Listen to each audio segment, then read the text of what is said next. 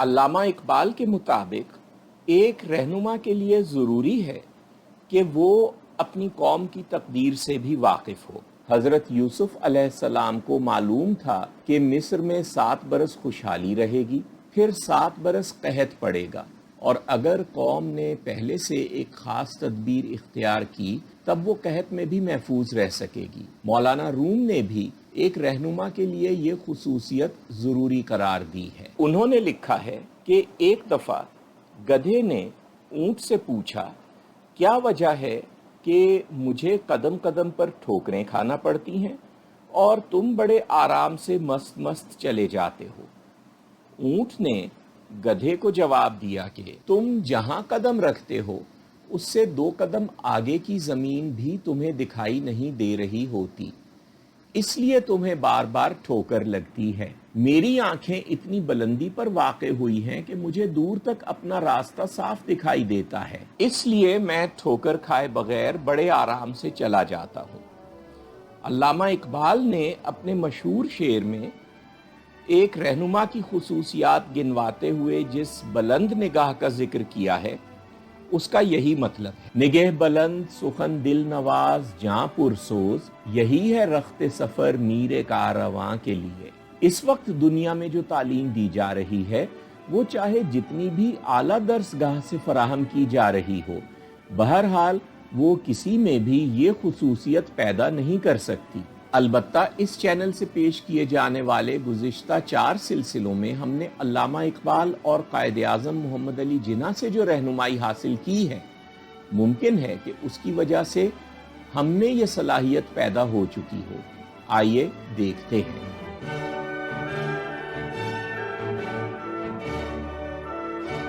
لیکن آگے بڑھنے سے پہلے مشورہ ہے کہ اگر آپ نے ابھی تک اس چینل کو سبسکرائب نہیں کیا ہے تو سبسکرائب کر کے نوٹیفیکیشن کا بٹن بھی دبائیے تاکہ آئندہ آنے والی ویڈیوز کی اطلاع آپ تک پہنچتی رہے۔ اس ویڈیو کی ڈسکرپشن بھی ضرور دیکھیے۔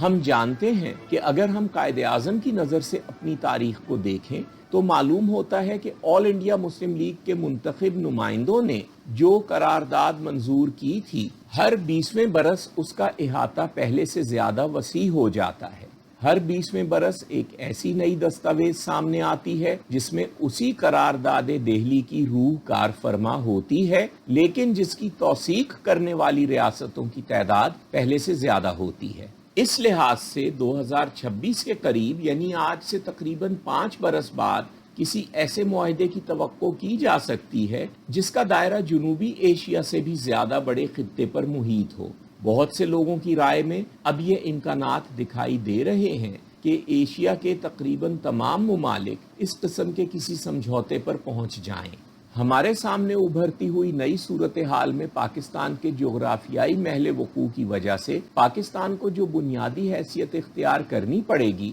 وہ بھی اب نظر آنے لگی ہے، لیکن اس کی وجہ سے ہمیں جو بہت بڑا چیلنج درپیش ہو سکتا ہے اس کی طرف ابھی تک شاید کسی نے توجہ نہیں دی ہے۔ وہ چیلنج یہ ہے کہ جب دنیا کی بڑی طاقتوں کی اپنی خوشحالی کسی پسماندہ ملک کے ساتھ اس طرح وابستہ ہو جائے جس طرح پاکستان کے ساتھ وابستہ ہوتی دکھائی دے رہی ہے، تو پھر پسماندہ ملک کے سامنے صرف 2 راستے ہوتے ہیں۔ پہلا راستہ یہ ہوتا ہے کہ وہ فوری طور پر اپنے آپ کو مستحکم کر کے ترقی یافتہ ممالک کی صف اول میں جا کھڑا ہو، جس طرح جاپان نے کیا تھا، اور علامہ اقبال نے جاپان کو مشرقی ممالک کے لیے بہترین رول ماڈل قرار دیا۔ دوسری صورت یہ ہوتی ہے کہ وہ ملک اچھی طرح اپنا بندوبست کرنے کے قابل نہ ہو سکے اور دنیا کی باقی قوموں کے مفاد کی خاطر کوئی بڑی طاقت اسے اپنی تحویل میں لے لے۔ اس کی ایک بہت بڑی مثال مغل ہندوستان ہے، جس کے حوالے سے برطانیہ نے کہا تھا کہ اگرچہ برطانیہ کا مقصد ہندوستان کو فتح کرنا نہیں بلکہ صرف تجارت کرنا ہے، لیکن چونکہ ہندوستان اپنے آپ کو سنبھالنے کے قابل نہیں ہے، اس لیے برطانیہ اس وقت تک ہندوستان کو اپنے قبضے میں رکھنے پر مجبور ہے جب تک ہندوستان اپنے آپ میں یہ قابلیت پیدا نہ کر لے۔ علامہ اقبال بھی یہی سمجھتے تھے، جیسا کہ ہم ایک اور ویڈیو میں دیکھ چکے ہیں۔ میرا تو یہ مذہب ہے کہ جو قوم خود آزادی کی دل دادا ہو وہ اوروں کی آزادی کو رشک کی نگاہ سے نہیں دیکھ سکتی، اور انگریزوں کی معاشرت دیکھ کر بھی میرے اس خیال کی تائید ہوتی ہے۔ ہاں، ہم لوگوں میں اس کی قابلیت ہونا ضروری ہے۔ اب اگر ہم اپنی آزادی برقرار رکھنا چاہتے ہیں اور دوبارہ کسی قسم کی غلامی میں واپس نہیں جانا چاہتے، تو ہمیں بڑی حقیقت پسندی کے ساتھ یہ دیکھنا پڑے گا کہ کیا ہم پاکستان کو دنیا کے ترقی یافتہ ممالک کی صف میں لانے کی صلاحیت رکھتے ہیں۔ لیکن اس صلاحیت کو جانچنے کے لیے اپنے آپ کو دنیا کی نظر سے دیکھنا کافی نہیں ہو سکتا۔ ہمیں اپنے آپ کو اس آئینے میں دیکھنے کی ضرورت ہے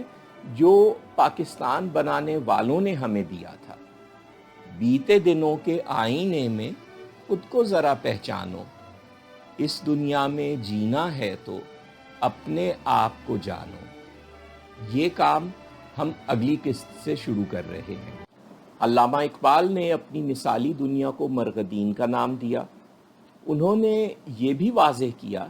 کہ وہ مثالی دنیا کس طرح وجود میں آ سکتی ہے۔ جیسا کہ ہم ایک اور ویڈیو میں دیکھ چکے ہیں، علامہ اقبال کی وفات کے چند برس بعد بر صغیر کے مسلمانوں نے وہ شرط پوری کر دی جو علامہ اقبال نے مرغدین کو وجود میں لانے کے لیے بیان کی تھی۔ مرغدین کی کہانی میں یہ مثالی دنیا اس طرح وجود میں آتی ہے کہ اس کے بانی برخیا کو شیطان یہ کہہ کر بہکانے کی کوشش کرتا ہے کہ وہ اسے ایک ایسی دنیا کا پتہ بتا سکتا ہے جہاں خدا کے قوانین کا اطلاق نہیں ہوتا،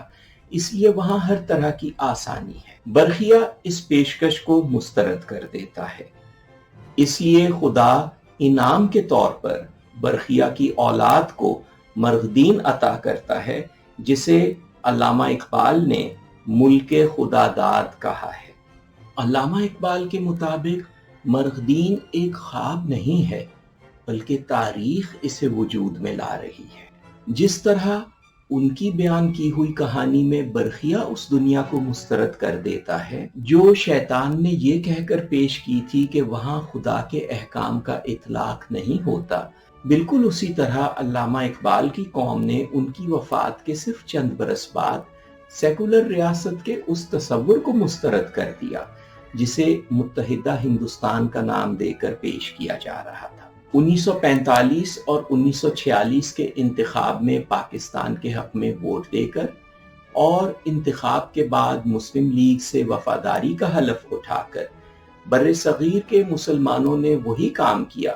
جو کہانی میں برخیا نے کیا تھا۔ لہٰذا اس عمل کے نتیجے میں وجود پانے والا پاکستان علامہ اقبال کے لحاظ سے مرغدین ہے۔ یہ پہلی اور بنیادی حقیقت ہے جو ہمیں اس آئینے میں دکھائی دیتی ہے جو علامہ اقبال نے ہمیں دیا تھا تاکہ ہم خود کو پہچان کر دنیا میں جی سکیں۔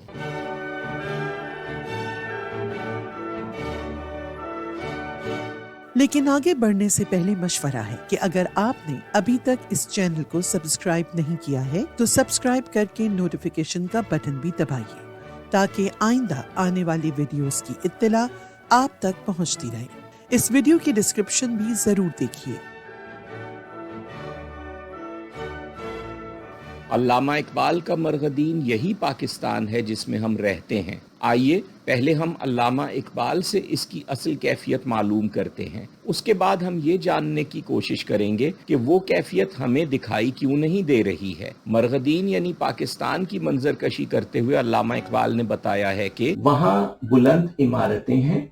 لوگ خوش شکل، نرم طبیعت اور میٹھی زبان والے ہیں، ان کا تخیل کسی سے کچھ سیکھے بغیر ہی سورج کی روشنی سے سونا چاندی برآمد کر لیتا ہے۔ علم و ہنر کا مقصد صرف خدمت کرنا ہے، وہاں کام کو دولت سے نہیں تولا جاتا، کرنسی کا رواج نہیں ہے، طبیعتوں پر مشینوں کی حکومت نہیں ہے، کسان محنتی ہیں اور پوری فصل کے خود ہی مالک ہیں کیونکہ جاگیردار کا کوئی تصور نہیں ہے، جرم کا کوئی وجود نہیں، اس لیے पुलिस भी नहीं है, कोई झूठ नहीं लिखता, ना कोई बेरोजगार है और ना ही बाजारों में भिखारियों की दिलखराश सदाएं सुनाई देती हैं। अब हम इस सवाल की तरफ आते हैं कि अगर पाकिस्तान असल में ऐसा है तो फिर ऐसा दिखाई क्यों नहीं देता? किस वजह से लोग यहाँ गुर्बत और जुल्म के शिकार हो रहे हैं? जवाब ये है कि हमारे तालीम याफ्ता तबके ने दुनिया भर की यूनिवर्सिटियों से जो तालीम हासिल की है, ये वो तालीम नहीं है जो मरगदीन के शहरियों के लिए ज़रूरी है, बल्कि ये तालीम उन मुआशरों के लिए है जो मरगदीन नहीं हैं, चाहे वो दुनिया के बेहतरीन और तरक्की याफ्ता मुआशरे हों। अगर दुनिया के बेहतरीन हवाई जहाज़ के कॉकपिट में किसी ऐसे पायलट को बिठा दिया जाए जिसने उस हवाई जहाज़ को उड़ाने की नहीं बल्कि बिल्कुल दूसरी किस्म के हवाई जहाज़ों को उड़ाने की तरबियत हासिल की है, तो वो बेहतरीन हवाई जहाज़ क्रैश कर जाएगा। अगर एक हस्पताल में ऐसे आलात नस्ब हैं जो हस्पताल में मौजूद तमाम मरीजों की जिंदगियां बचा सकते हैं, लेकिन वो तमाम आलात एक कंप्यूटर में इंस्टॉल्ड सॉफ्टवेयर के जरिए ऑपरेट होते हैं और अमले को ये बात मालूम नहीं है। अमले को ये भी मालूम नहीं है कि हस्पताल के कंप्यूटर में कोई ऐसा सॉफ्टवेयर मौजूद है और ये कि उसे किस तरह ऑपरेट करना है, तो वो तमाम मरीज मरते रहेंगे जिनकी जिंदगियां बचाई जा सकती थीं। वजह ये नहीं होगी कि हस्पताल में उन मरीजों की जिंदगियां बचाने का कोई बंदोबस्त नहीं है, बल्कि वजह सिर्फ ये होगी कि अमले ने वो तरबियत हासिल की है जो किसी और हस्पताल में शायद काम आ सकती हो, लेकिन इस हस्पताल में काम करने के लिए मुनासिब नहीं है। बिल्कुल इसी तरह अगर आज पाकिस्तान में कोई भयानक मंजर हमारे सामने आता है तो वो किसी न किसी ऐसी तालीम की वजह से है जो पाकिस्तान बनाने वालों की बजाय किसी और से हासिल की गई है। अल्लामा इकबाल के अल्फाज में, तुम दूसरी तरह देखने लगो, दुनिया भी दूसरी हो जाएगी, ये ज़मीनो आसमां भी बदल जाएंगे। अगर सिर्फ आप ही अपने आप में वो खुसूसियात पैदा कर लें जो पाकिस्तान बनाने वाले चाहते थे, तो पाकिस्तान ज़ाहिर में भी वैसा ही होने लगेगा जैसा अल्लामा इकबाल का मरगदीन है। ये हम अगली किस्त में देखेंगे। अल्लामा इकबाल ने अपनी मिसाली दुनिया मरगदीन के शहरियों की सबसे नुमायां खुसूसियत ये बयान की है कि उनमें से हर एक अपनी कौम की तकदीर से भी वाकिफ़ है और उसे ये भी मालूम है कि उस तकदीर को हासिल करने में उसे इनफिरादी तौर पर क्या किरदार अदा करना है। ये बात एक गुज़िश्ता सीरीज में हमारे सामने आ चुकी है। अल्लामा इकबाल ने मरगदीन की पहली खुसूसियत ये बताई कि उसका हर शहरी अपनी कौम की तकदीर से वाकिफ है और उसे ये भी मालूम है कि उस तकदीर को हासिल करने में उसे क्या मखसूस किरदार अदा करना है। गोया यही वो सलाहियत है जिसे अगर हम हासिल कर सकें तो पाकिस्तान ज़ाहिर में भी वही हो जाएगा जो अल्लामा इकबाल का मरगदीन है। आइए अब हम देखते हैं कि हम ये सलाहियत किस तरह हासिल कर सकते हैं।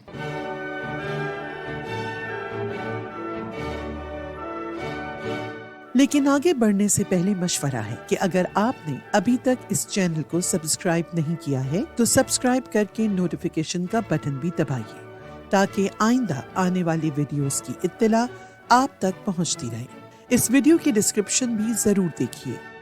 एक गुज़िश्ता सीरीज में हम देख चुके हैं कि अल्लामा इकबाल के लिहाज से कम एक मुस्लिम मुआशरे के फ़र्द के लिए बहरहाल ये ज़रूरी है कि वो अपने दिलो दिमाग को यूनिफॉर्म कल्चर यानी यकरंग सकाफत के रंग में रंग ले और अपने अमल को उन कानूनी और सियासी उसूलों के साथ हमाहंग कर ले जो हकीकत में इस्लामी उसूल हैं, लेकिन जिन पर जदीद तहजीब की बुनियाद भी उस्तवार है। अल्लामा इकबाल के पूरे फ़लसफ़े का मकसद ही ऐसी शख्सियात पैदा करना है जिनमें ये दोनों चीज़ें मौजूद हों। इसलिए समझा जा सकता है कि यही दोनों चीज़ें हम में मरगदीन के शहरियों की खुसूसियत भी पैदा करेंगी, वरना अल्लामा इकबाल हमें ये मशवरा ना देते। आपके सामने इसकी दो मिसालें मौजूद भी हैं। पहली मिसाल कायद आज़म मोहम्मद अली जिन्ना है। तालिब इल्मी के ज़माने ही से उनके दिलो दिमाग उस यकरंग सकाफत के रंग में रंगे गए جس کے سب سے بڑے نمائندے اس وقت سر سید احمد خان اور ان کے ساتھی تھے۔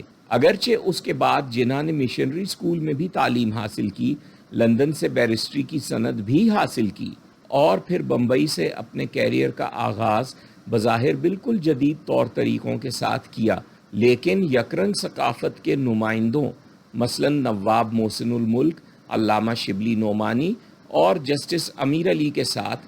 جناح کا تعلق کسی نہ کسی طور پر برقرار رہا۔ بعد میں علامہ اقبال اس یکرنگ ثقافت کے سب سے بڑے اور سب سے زیادہ طاقتور مظہر کے طور پر ابھرے، تو جناح نے علامہ اقبال کو نہ صرف ایک دوست کے طور پر عزیز رکھا بلکہ ان کی فکر کو بھی اپنایا اور انہیں اپنا رہنما اور اپنا روحانی سہارا بھی قرار دیا۔ اس طرح ہم دیکھ سکتے ہیں کہ جناح کے دل و دماغ بالکل اسی طرح یکرنگ ثقافت کے رنگ میں رنگے ہوئے تھے جس طرح علامہ اقبال نے تجویز کیا ہے۔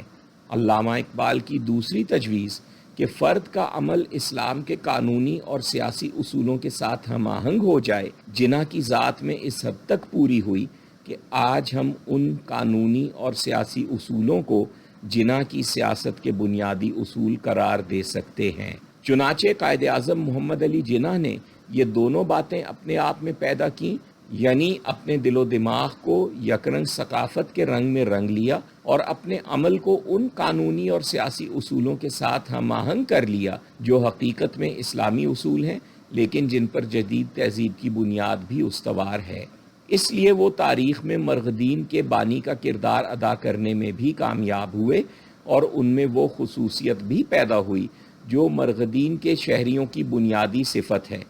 یعنی وہ اپنی قوم کی تقدیر سے بھی واقف تھے اور یہ بھی جانتے تھے کہ اس تقدیر کو حاصل کرنے میں انہیں انفرادی طور پر کیا کردار ادا کرنا ہے۔ مثال کے طور پر انہوں نے بر صغیر کے مسلمانوں سے کہا کہ اگر وہ صرف 2 سال ان کی بات مانے تو وہ بر صغیر کو آزادی دلائیں گے۔ مسٹر گاندھی نے 25 برس اپنی چلائی ہے، آپ مجھے 2 برس دیجیے اور میرے ساتھ آئیے۔ مسلمانوں نے انتخاب میں بھاری اکثریت کے ساتھ انہیں ووٹ دیے اور واقعی 2 برس بعد بر صغیر کی آزادی کا اعلان ہو گیا۔ اور یہ بھی نہیں کہا جا سکتا کہ جناح نے وہ بات انگریزوں سے کسی قسم کی مفاہمت کی بنیاد پر کہی تھی، کیونکہ جناح نے یہ بھی کہا تھا کہ جب کبھی انگریزوں نے پاکستان کا مطالبہ تسلیم کیا، ہندو قیادت اس کے بعد 3 ماہ میں یہ مطالبہ تسلیم کر لے گی، اور یہ بات بھی سچ ثابت ہوئی۔ قائد اعظم اس بات کی ایک مثال ہے کہ علامہ اقبال نے جو باطنی اور ظاہری تبدیلیاں تجویز کی ہیں، ان کی بدولت کسی شخص میں وہ صلاحیت پیدا ہو سکتی ہے جو مرغدین کے شہریوں کی امتیازی صفت ہے۔ اس کی دوسری مثال آپ خود بن سکتے ہیں۔ کس طرح، یہ ہم اگلی قسط میں دیکھیں گے۔ ہمارے خطے کی تاریخ اور شاید پوری دنیا کی تاریخ بھی اس قرارداد کے مطابق تشکیل پا رہی ہے جسے آل انڈیا مسلم لیگ کے نمائندوں نے منظور کیا تھا۔ یہ ہم ایک گزشتہ سیریز میں تفصیل کے ساتھ دیکھ چکے ہیں، اس لیے اگر ہم اس قرارداد کے اس مفہوم سے اچھی طرح واقف ہو جائیں جو اسے تخلیق کرنے والوں کے ذہنوں میں تھا، تو ہمیں اپنی قوم کی تقدیر سے آگاہی بھی حاصل ہو سکتی ہے اور یہ بھی معلوم ہو سکتا ہے کہ اس تقدیر کو حاصل کرنے میں ہمیں انفرادی طور پر کیا کردار ادا کرنا ہے۔ علامہ اقبال کے مطابق ایک رہنما کی خصوصیت بھی یہی ہے، اور انہوں نے اپنی مثالی دنیا مرغدین کے شہریوں کی نمایاں صفت بھی یہی بتائی ہے۔ اس لیے آئیے اب ہم اس قرارداد کے اس مفہوم کو جاننے کی کوشش کریں جو اسے تخلیق کرنے والوں کے ذہنوں میں تھا۔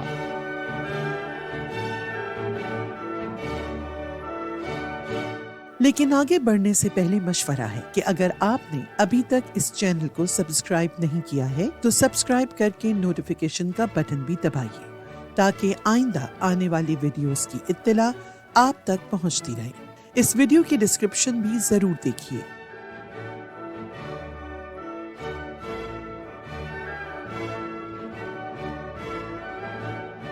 ऑल इंडिया मुस्लिम लीग के मुंतखब नुमाइंदों की करारदाद दहली के 4 हिस्से हैं। पहले हिस्से में वो हकायक बयान किए गए हैं जिनकी वजह से बर्र सगीर में 2 अलहदा रियासतों यानी हिंदुस्तान और पाकिस्तान के क़याम की ज़रूरत पेश आ रही है। करारदाद का पहला हिस्सा 5 पैराग्राफों पर मुश्तमिल है जिनके मानी उस वक्त सब पर वाज़ेह थे, लेकिन आज हम उन्हें समझने में गलती कर सकते हैं। आइए पहले हम एक पैराग्राफ रवानी के साथ पढ़ते हैं और फिर उसके वजाहत तलब निकात पर गौर करेंगे।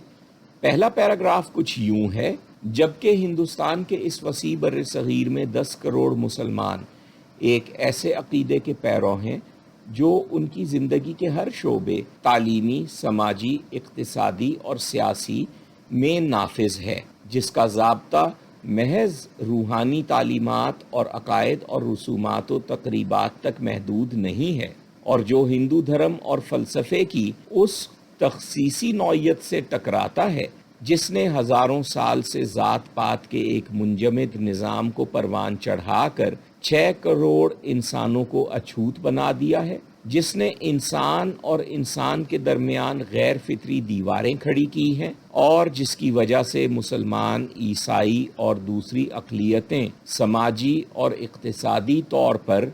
दायमी ग़ुलामी के ख़तरे से दो चार हैं। उस वक्त बर्र सगीर में मुसलमानों की कुल आबादी 10 करोड़ के करीब थी। ज़ाहिर है कि उनके अक़ीदे से यहाँ इस्लाम ही मुराद है, लेकिन इस करारदाद के मफ़हूम और हमारी समझ में शायद सबसे बड़ा फ़र्क ये है कि हम में से ख़ास तौर पर तालीम याफ्ता अफराद जब इस्लाम के ज़ाब्ता हयात की बात करते हैं तो आम तौर पर हमारी मुराद इस्लाम की कोई ना कोई ऐसी तशरीह होती है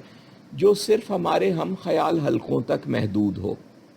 और हम ये समझते हैं कि मुसलमानों की अक्सरियत उससे वाकिफ़ नहीं है या उसे कबूल करने पर तैयार नहीं है, जबकि यहाँ इस्लामी तसव्वुर हयात से मुराद वो तसव्वुर हयात है जिसकी पैरवी मुसलमान अवाम पहले ही से कर रहे थे और जो उनकी ज़िंदगी के तालीमी, समाजी, इक़्तिसादी और सियासी शोबों में किसी न किसी तौर पर पहले ही से नाफिज था। और ज़ाहिर है कि ये तसव्वुर हयात इस्लाम की उसी तशरीह पर मबनी था जो अल्लामा इकबाल ने पेश की थी, जैसा कि हम एक और सीरीज़ में देख चुके हैं। जिन लोगों ने उसके बजाय इस्लाम की किसी और तशरीह को इस्लामी तसव्वुर हयात समझा है, वो अपने तसव्वुर हयात और दुनिया में रूनुमा होने वाली उन अहम तब्दीलियों के दरमियान कोई ताल्लुक़ दरियाफ्त नहीं कर पाते हैं जो हकीकत में इसी करारदाद के इर्तिका की मनाजिल हैं, जैसा कि एक और सीरीज़ में तफसील के साथ वाज़ेह किया जा चुका है। अब अगर हम अपने आप को इस इर्तिका की अगली मंजिल के लिए तैयार करना चाहते हैं तो हमें इस्लामी तसव्वुर हयात से इस्लाम की वही तशरीह मुराद लेनी होगी जो अल्लामा इकबाल ने मौजूदा ज़माने के लिए पेश की थी। दूसरी अहम बात यह है कि इस करारदाद में हिंदू धर्म और फ़लसफ़े के सिर्फ एक पहलू पर तनकीद की जा रही है। हमें याद रखने की ज़रूरत है कि उस एक पहलू को छोड़कर बाकी हिंदू धर्म और फ़लसफ़े के बारे में अल्लामा इकबाल ने भी अपनी ज़िंदगी के हर दौर में बड़ी अच्छी राय पेश की थी। यहाँ सिर्फ इतना कहना काफ़ी होगा कि अल्लामा इकबाल ने हिंदू मुआशरे को भी एक वाज़ेह पैगाम दिया था जिसका खुलासा उनके अपने अल्फाज में ये था कि कदीम हिंदुस्तान की रूह ने खुदा की जुस्तजू की और उसे पा लिया। अब जदीद हिंदुस्तान को चाहिए कि अपने उसी काबिल कदर विरसे की मदद से इंसान की वहदत को दरियाफ्त करे। चुनाचे इस करारदाद में भी हिंदू धर्म और फ़लसफ़े के सिर्फ उसी पहलू के साथ इख्तिलाफ का इजहार किया गया है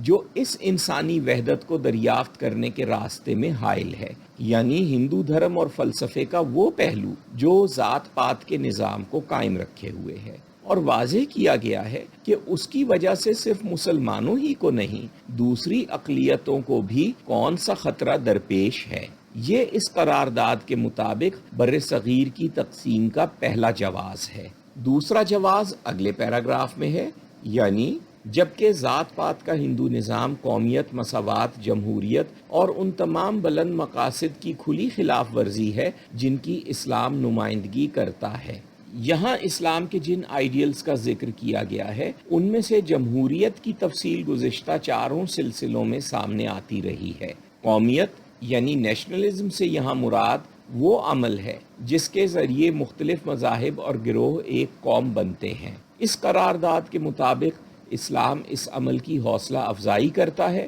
اور علامہ اقبال نے بھی خطبہ الہ آباد میں پاکستان کا تصور پیش کرتے ہوئے یہی کہا تھا۔ اس بات کو ذہن میں رکھنا قرارداد کے اگلے پیراگراف کو سمجھنے کے لیے ضروری ہے۔ جبکہ ہندوؤں اور مسلمانوں کے مختلف تاریخی پس منظر، روایات، ثقافت اور سماجی اور اقتصادی نظاموں کی وجہ سے ناممکن ہے کہ ایک واحد ہندوستانی قوم ارتقا پا سکے جس کے ارمان اور نصب العین مشترک ہوں، اور صدیوں بعد بھی وہ ایک دوسرے سے واضح طور پر مختلف دو قومیں ہیں۔ اگر ہم پچھلے پیراگراف کی یہ بات ذہن میں رکھیں کہ مختلف مذاہب اور گروہوں کو متحد کر کے ایک قوم بنانا اسلام کے مقاصد میں شامل ہے، تو سمجھا جا سکتا ہے کہ اس قرارداد کے ذریعے وجود میں آنے والی مسلم ریاست میں مسلمان اور غیر مسلم مل کر ایک متحدہ قوم بھی بن سکیں گے جس کے ارمان اور نصب العین مشترک ہوں۔ لیکن اس امکان کا تعلق مستقبل سے ہے۔ یہاں اس بات پر زور دیا جا رہا ہے کہ بہرحال اس قرارداد کے وقت تک یہ بات پوری طرح ثابت ہو چکی تھی کہ مسلمان اور ہندو علیحدہ قومیں ہیں۔ اس حوالے سے بعض تاریخی ثبوت اگلے پیراگراف میں آ رہے ہیں۔ وہاں جن تفصیلات کا ذکر ہے عام طور پر ہم ان سے واقف نہیں ہیں، وہ تفصیلات میں نے اپنی کتاب اقبال کی منزل میں بھی پیش کی ہیں، اور اس چینل سے پیش کی جانے والی قائد اعظم کی سوانح میں بھی دیکھی جا سکتی ہیں۔ فی الحال اس پیراگراف کو سنتے ہوئے کوشش کیجئے کہ تفصیلات معلوم نہ ہونے کی وجہ سے آپ الجھن محسوس نہ کرنے لگیں، اور اپنی توجہ صرف اس بنیادی نقطے پر رکھیے جو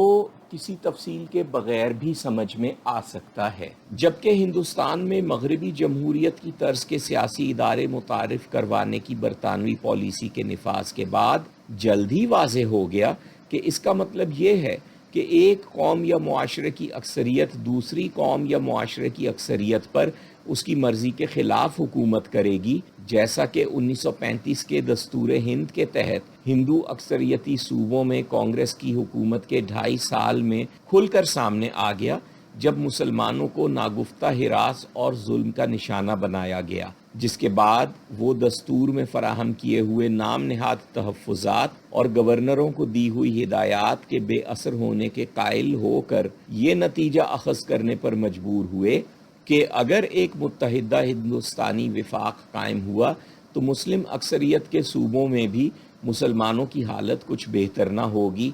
اور ان کے حقوق اور مفادات مرکز کی مستقل ہندو اکثریت کے ہاتھوں محفوظ نہ رہیں گے۔ یہاں بنیادی نقطہ یہ بیان ہو رہا ہے کہ مغربی جمہوریت خواہ ہمارے لحاظ سے اچھی چیز ہو یا نہ ہو، بہرحال اس میں بھی زیادہ سے زیادہ یہی ہوتا ہے کہ قوم کا ایک گروہ اکثریت کے ووٹ حاصل کرنے کے بعد پوری قوم پر حکومت کرتا ہے۔ یہ نہیں ہوتا کہ ایک قوم سے اکثریت حاصل کرنے والی جماعت دعویٰ کر بیٹھے کہ اسے کسی دوسری قوم پر حکومت کرنے کا حق بھی حاصل ہو گیا ہے۔ امریکی صدر یہ نہیں کہہ سکتا کہ چونکہ اس کے ووٹ برطانوی وزیر اعظم کے ووٹوں سے زیادہ ہیں، اس لیے برطانیہ کی حکومت بھی اب اسی کے سپرد کر دی جائے۔ بر صغیر میں کچھ اسی قسم کا معاملہ ہو رہا تھا۔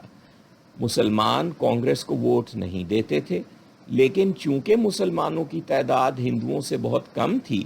اس لیے ہندوؤں سے بڑی تعداد میں ووٹ حاصل کرنے کے بعد کانگریس کہتی تھی کہ اسے مسلمانوں کی نمائندگی کرنے اور ان پر حکومت کرنے کا حق بھی حاصل ہو گیا ہے۔ یہ چوتھی وجہ ہے جو اس قرارداد کے مطابق بر صغیر کی اس تقسیم کا جواز فراہم کر رہی تھی جس کا مطالبہ قرارداد کے بقیہ حصوں میں کیا جا رہا ہے۔ جبکہ مسلمانوں کو یقین ہے کہ مسلم ہندوستان کو ہندوؤں کے تسلط سے بچانے اور مسلمانوں کو اپنی قدرتی صلاحیتوں کے مطابق خود کو ترقی دینے کے مواقع فراہم کرنے کے لیے یہ ضروری ہے کہ شمال مشرقی حصے میں بنگال اور آسام اور شمال مغربی حصے میں پنجاب، صوبہ سرحد سندھ اور بلوچستان پر مشتمل خود مختار ریاست قائم کی جائے۔ یہ پیراگراف اس لحاظ سے بھی اہم ہے کہ اس سے پہلے 1940 میں منظور کی جانے والی قرارداد لاہور یعنی قرارداد پاکستان میں یہ واضح نہیں کیا گیا تھا کہ بر صغیر کے مسلم اکثریتی صوبے ایک ہی ریاست بنیں گے یا ایک سے زیادہ ریاستوں کی صورت میں آزاد ہوں گے۔ یہ فیصلہ کہ وہ تمام صوبے ایک ہی ریاست بنیں گے اب اس قرارداد کے ذریعے ہوا۔ ہم جانتے ہیں کہ یہ ریاست بہت جلد پاکستان کے نام سے وجود میں آ گئی اور اس وقت اس میں وہ علاقہ بھی شامل تھا جو اب بنگلہ دیش ہے۔ اس ریاست کے قیام کے مقاصد بھی اس پیراگراف میں بیان ہوئے ہیں۔ وہ دو ہیں اور چونکہ ان کا تعلق مسلمانوں سے ہے اس لیے یہ سوال پیدا ہو سکتا ہے کہ یہاں پاکستان کے غیر مسلم شہریوں کا تذکرہ کیوں نہیں کیا گیا۔ اس کا تسلی بخش جواب آگے آ رہا ہے۔ اس پیراگراف میں قیام پاکستان کا پہلا مقصد بر صغیر کے تمام مسلمانوں کو ہندوؤں کے تسلط سے بچانا ہے۔ ان میں وہ مسلمان بھی شامل ہیں جو تقسیم کے بعد ہندوستان ہی میں رہ جانے والے تھے اور جن کی اولادیں آج بھارت میں آباد ہیں۔ اس نقطے کی کچھ تفصیل ایک اور ویڈیو میں آ چکی ہے۔ پاکستان کے قیام کا دوسرا مقصد مسلمانوں کو اپنی قدرتی صلاحیتوں کے مطابق خود کو ترقی دینے کے مواقع فراہم کرنا ہے۔ قدرتی صلاحیتوں سے مراد وہ تصور حیات بھی ہے جس کا حوالہ پہلے پیراگراف میں آیا۔ اس تصور حیات میں یکرنگ ثقافت اور بعض سیاسی اور قانونی اصول بھی ایک خاص اہمیت رکھتے ہیں، جیسا کہ ہم ایک اور سیریز میں دیکھ چکے ہیں، اور جیسا کہ اسی سیریز میں بیان کیا گیا، اس تصور حیات کا اصل مقصد غربت اور خوف سے آزاد معاشرہ قائم کرنا، جسے علامہ اقبال نے مرغ دین کا نام دیا، اور اپنے آپ میں یہ صلاحیت پیدا کرنا ہے کہ ہم اپنی قوم کی تقدیر میں اپنے منفرد کردار سے آگاہ ہو کر اسے ادا کر سکتے ہوں۔ قرارداد کے پہلے حصے میں 5 اہم مشاہدات پیش کرنے کے بعد قرارداد کے دوسرے حصے میں ان مشاہدات کی بنیاد پر ایک نتیجہ اخذ کیا گیا ہے، اور وہ یہ ہے کہ ہندوستان کے مرکزی اور صوبائی مسلم لیگی قانون سازوں کا یہ کنونشن گہرے غور و خوض کے بعد اعلان کرتا ہے کہ مسلم قوم کبھی ایک متحدہ ہندوستان کے لیے آئین قبول نہ کرے گی اور کبھی اس مقصد کے لیے بننے والے واحد دستور ساز ادارے میں شریک نہ ہوگی، اور ہندوستان کے عوام کو اقتدار منتقل کرنے کے لیے برطانوی حکومت کا کوئی فارمولہ ہندوستان کے مسئلے کو حل کرنے میں مفید نہ ہوگا اگر وہ مندرجہ ذیل اصولوں کے مطابق نہ ہوا جو انصاف پر مبنی ہے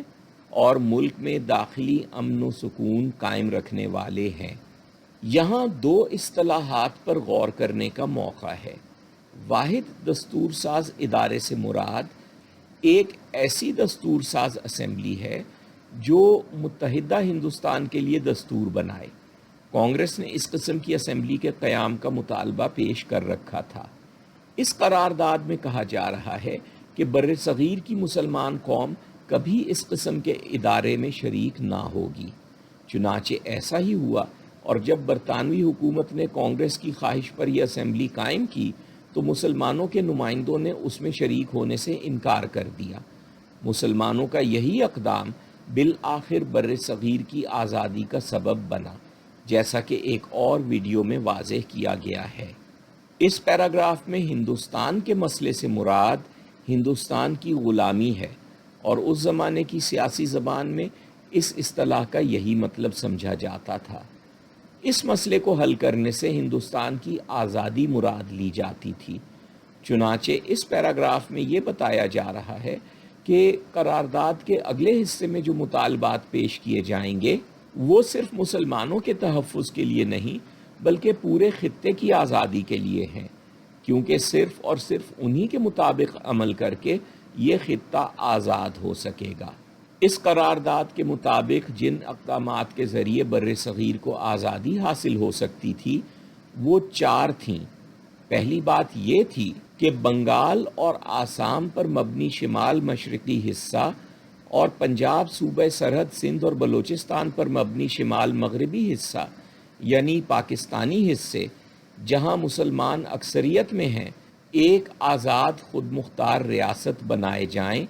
اور کسی تاخیر کے بغیر پاکستان کے قیام پر عمل درآمد کرنے کا حتمی وعدہ کیا جائے۔ دوسری بات یہ تھی کہ پاکستان اور ہندوستان کے عوام اپنے اپنے آئین کی تشکیل کے لیے 2 علیحدہ دستور ساز ادارے قائم کریں۔ چنانچہ اسی مطالبے کے مطابق آگے چل کر پاکستان کی پہلی دستور ساز اسمبلی قائم ہوئی،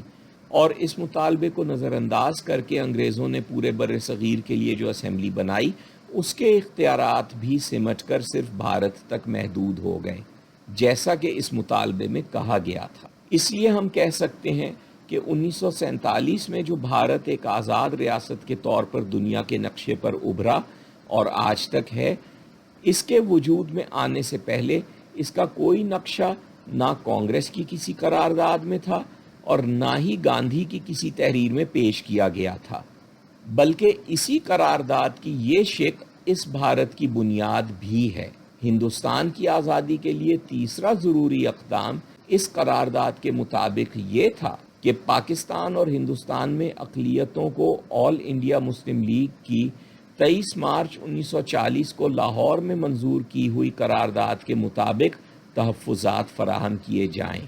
قرارداد لاہور میں اقلیتوں کے حقوق کی شق اس طرح تھی کہ پاکستان کی ہر مذہبی اقلیت کے تمام حقوق اور مفادات اس اقلیت کے ساتھ مشاورت کے ذریعے طے کیے جائیں گے۔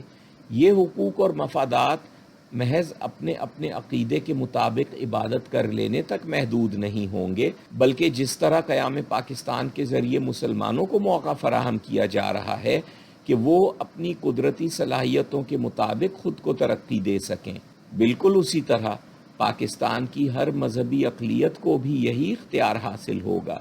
دوسری طرف بھارت میں مسلمانوں کے لیے بھی اسی اختیار کا مطالبہ کیا گیا تھا۔ اس لیے اگر ہم پاکستان میں مذہبی اقلیتوں کو یہ تمام حقوق فراہم کریں تو قرارداد پاکستان کے لحاظ سے بھی اور اس قرارداد دہلی کے لحاظ سے بھی ہم ان مذہبی اقلیتوں پر کوئی احسان نہیں کر رہے ہوں گے، بلکہ ہم صرف وہ عہد پورا کر رہے ہوں گے جو بر صغیر کے مسلمانوں نے پاکستان کے قیام کی دعا مانگتے ہوئے اپنے خدا کے ساتھ کیا تھا۔ ہندوستان کی آزادی کے لیے چوتھا اور آخری اقدام اس قرارداد کے مطابق اس عارضی حکومت سے تعلق رکھتا تھا جسے انگریز اس زمانے میں تشکیل دینے کی کوشش کر رہے تھے۔ اس کے حوالے سے قرارداد میں یہ کہا گیا کہ مرکز میں عبوری حکومت کی تشکیل میں مسلم لیگ کے تعاون اور شمولیت کی بنیادی شرط مسلم لیگ کے مطالبہ پاکستان کی قبولیت اور اس پر بلا تاخیر عمل درآمد ہے۔ قرارداد کے آخری حصے میں اعلان کیا گیا ہے کہ بر صغیر کے مسلمان اس قرارداد پر عمل درآمد کروانے کے لیے کسی بڑے سے بڑے اقدام سے بھی گریز نہیں کریں گے۔ مزید برآں یہ کنونشن پرزور اعلان کرتا ہے کہ متحدہ ہندوستان کی بنیاد پر کسی آئین کو نافذ کرنے یا مسلم لیگ کے مطالبے کے برعکس مرکز میں کوئی عبوری بندوبست نافذ کرنے کی کوئی بھی کوشش مسلمانوں کے پاس اس کے سوا کوئی راستہ نہ چھوڑے گی کہ اپنی بقا اور قومی وجود کی خاطر ہر ممکن طریقے سے اس کی مزاحمت کریں۔ یہ اس قرارداد کا وہ مفہوم ہے جو اسے تخلیق کرنے والوں کے ذہنوں میں تھا۔ جیسا کہ پہلے بیان ہو چکا ہے، ہمارے خطے کی تاریخ اور شاید پوری دنیا کی تاریخ بھی اسی کے مطابق تشکیل پا رہی ہے۔ وہ گیت سن رہا ہوں میں نگر نگر میں آج بھی، کہ جس کی لے پہ جھوم اٹھے یہ سنگ دل سماج بھی، چھڑے ہیں جتنے زمزمے سبھی کا انگ ایک ہے، ہر آدمی الگ سہی مگر امنگ ایک ہے، جدا جدا ہیں صورتیں لہو کا رنگ ایک ہے۔ اس لیے اگر ہم اس قرارداد کے اصل مفہوم کو ذہن میں رکھتے ہوئے دنیا کے حالات کا جائزہ لیں تو ہمیں ان واقعات کا زیادہ بہتر اندازہ ہو سکتا ہے جو آئندہ چند برسوں میں پیش آنے والے ہیں اور جن کی طرف اس سیریز کی پہلی قسط میں اشارہ کیا گیا۔ لیکن ہمیں یاد رکھنا چاہیے کہ تاریخ اس قرارداد کے مفہوم کو صرف ریاستوں کی سطح پر تسلیم کروا رہی ہے۔ ہمیں اس سے کوئی فائدہ اس وقت پہنچے گا جب ہم انفرادی سطح پر بھی اس قرارداد کے اصل مفہوم کو قبول کریں گے۔ یہ کام کوئی بھی شخص اپنی ذات سے شروع کر سکتا ہے، اور تب اسے یہ بھی معلوم ہو سکے گا کہ قوم کی تقدیر میں اس کا اپنا مخصوص کردار کیا ہے۔ آپ یہ کام کس طرح شروع کر سکتے ہیں، یہ ہم اگلی قسط میں دیکھیں گے۔ تقدیر اور تاریخ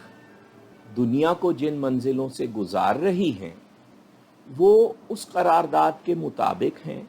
جس کی تفصیل گزشتہ قسط میں پیش کی جا چکی ہے، لیکن ہم اس عمل سے کوئی فائدہ صرف اس وقت اٹھا سکیں گے جب ہم اس قرارداد کی روح کو انفرادی سطح پر بھی قبول کر لیں۔ قائد اعظم محمد علی جناح کی نظر سے دیکھیں تو لگتا ہے کہ یہ بات ہم میں سے جس کی سمجھ میں بھی آ جائے وہ دوسروں کا انتظار کیے بغیر خود وہی عہد کر لے جس کا حکم قائد اعظم نے بر صغیر کے تمام مسلمانوں کو دیا تھا۔ اس لیے اب اس عہد نامے کی ایک آسان اور مختصر تشریح آپ کے سامنے پیش کی جا رہی ہے۔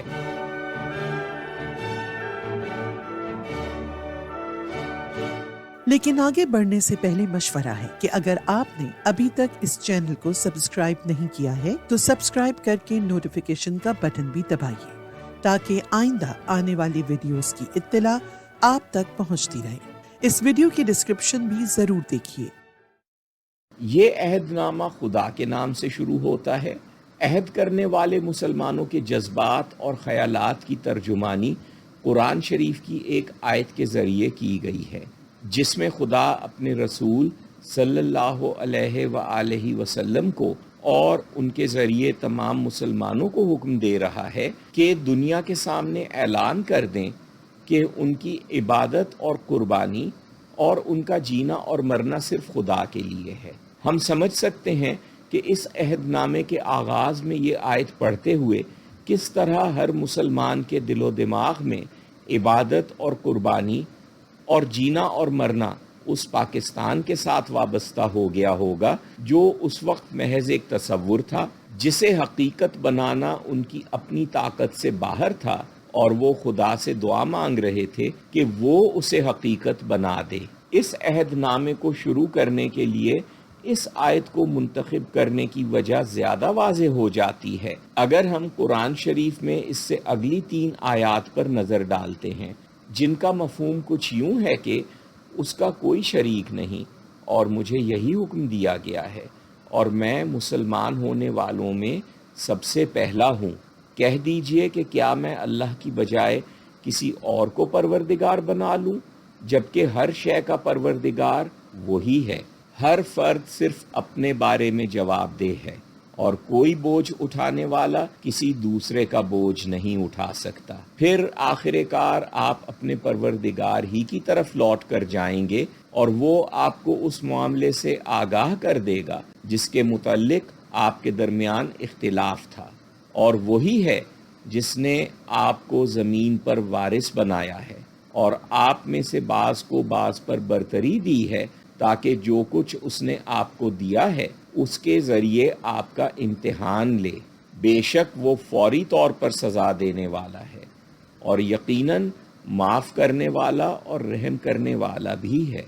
یہ آیات آج بھی ہمیں احساس دلاتی ہیں کہ خدا نے ہمیں ایک آزاد ریاست عطا کر کے ہم میں سے ہر ایک پر کچھ ذمہ داریاں عائد کی ہیں جن کے لیے ہم میں سے ہر ایک انفرادی طور پر خدا کے سامنے جواب دہ ہوگا۔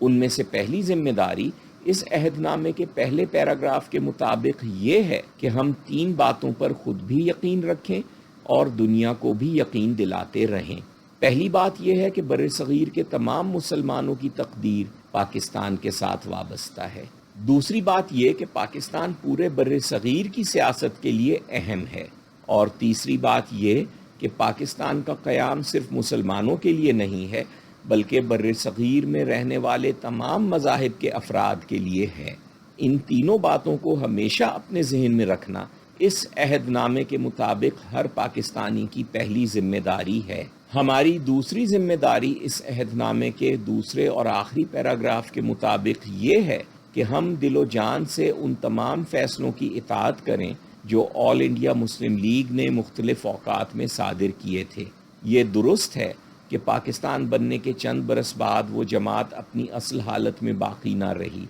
لیکن جتنے عرصے وہ اپنی اصل حالت میں بر صغیر کے تمام مسلمانوں کی آواز بنی رہی، اس زمانے میں اس کی فراہم کی ہوئی تمام رہنمائی تاریخ کے اوراق میں محفوظ ہے، جس سے ہم آج بھی استفادہ کر سکتے ہیں۔ اس چینل سے پیش کیے جانے والے گزشتہ چاروں سلسلے اسی کی روشنی میں تیار کیے گئے ہیں، اس لیے اب آپ دیکھ سکتے ہیں کہ اس قومی تنظیم کی فراہم کی ہوئی رہنمائی آج بھی ہمارے لیے کتنی مفید بلکہ ضروری ہو سکتی ہے۔ چنانچہ اس عہد نامے کا یہ حصہ جس میں آل انڈیا مسلم لیگ کی اطاعت کا اقرار کیا جا رہا ہے، آج بھی ہم پر اس طرح لازم ہو سکتا ہے کہ ہم اس بات کے پابند ہو جائیں کہ ہم اس جماعت کے چھوڑے ہوئے ورثے کی روشنی میں سوچیں گے اور اسی کی روشنی میں ہر قدم اٹھائیں گے۔ صرف اسی طرح علامہ اقبال کی وہ بات پوری ہو سکتی ہے جو انہوں نے پاکستان کا تصور پیش کرتے ہوئے کہی تھی کہ کیوں نہیں آپ سب کا جینا اور حرکت کرنا اور آپ کا پورا وجود ایک فرد واحد کی طرح ہو سکتا۔ عہد نامے کا اختتام اس دعا پر ہوتا ہے جو قرآن شریف کے مطابق ایک بے سر و ساماں قوم نے اس وقت خدا سے مانگی تھی جب وہ اپنے سے بہت زیادہ طاقتور دشمن کا مقابلہ کرنے جا رہی تھی، اور پھر خدا نے اسی کمزور قوم کے ایک نوجوان لڑکے حضرت داؤد علیہ السلام کے ہاتھوں اس بہت بڑے دشمن کو شکست دلوائی تھی۔ آئیے اب ہم اس عہد نامے کے الفاظ سنتے ہوئے اس لمحے کا تصور کریں جب لیاقت علی خان نے، جنہیں آگے چل کر اسی عہد نامے کی خاطر اپنی زندگی قربان کرنی تھی، یہ عہد نامہ پہلی دفعہ پڑھ کر سنایا تھا، اور حاضرین نے، جن میں قائد اعظم بھی شامل تھے، ان الفاظ کو اپنے اپنے دل کی گہرائیوں میں دہرایا تھا۔ آئیے آج ہم بھی ان الفاظ کو دل کی گہرائیوں میں دہرا کر ان لوگوں کے ساتھ شامل ہو جائیں۔ بسم اللہ الرحمن الرحیم۔ کہہ دیجئے کہ میری عبادت اور قربانی اور میرا جینا اور مرنا اللہ کے لیے ہے جو تمام جہانوں کا پروردگار ہے۔ میں اپنے اس پختہ عقیدے کا باقاعدہ اعلان کرتی ہوں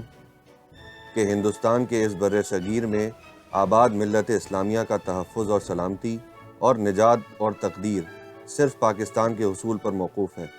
جو دستوری مسئلے کا واحد منصفانہ، عزت دارانہ اور عادلانہ حل ہے، اور جو اس عظیم بر صغیر کی مختلف قوموں اور مذاہب کے لیے امن، آزادی اور خوشحالی لائے گا۔ میں پوری ذمہ داری کے ساتھ اقرار کرتی ہوں کہ پاکستان کے عزیز قومی نصب العین کے حصول کے لیے آل انڈیا مسلم لیگ کی طرف سے شروع کی جانے والی کسی بھی تحریک پر عمل درآمد کے لیے اس کی طرف سے جاری ہونے والے تمام احکامات اور ہدایات کی دلی رضامندی اور استقامت کے ساتھ اطاعت کروں گی، اور چونکہ مجھے اپنے مقصد کے حق و انصاف پر مبنی ہونے کا یقین ہے، میں ہر اس خطرے، امتحان یا قربانی سے گزرنے کا حلف اٹھاتی ہوں جس کا مجھ سے تقاضا کیا جائے۔ اے ہمارے رب، ہمیں صبر عطا فرما اور ہمیں ثابت قدم رکھ، اور کفار کی قوم کے خلاف ہماری مدد فرما، آمین۔ پاکستان بنانے والوں کے مطابق آپ یہ عہد کر کے پاکستان کو دنیا کے ترقی یافتہ ممالک کی صف میں نہیں بلکہ اس سے بہت آگے لے جا سکتے ہیں۔ ستارے جس کی گردے راہ ہوں وہ کارواں تو ہے۔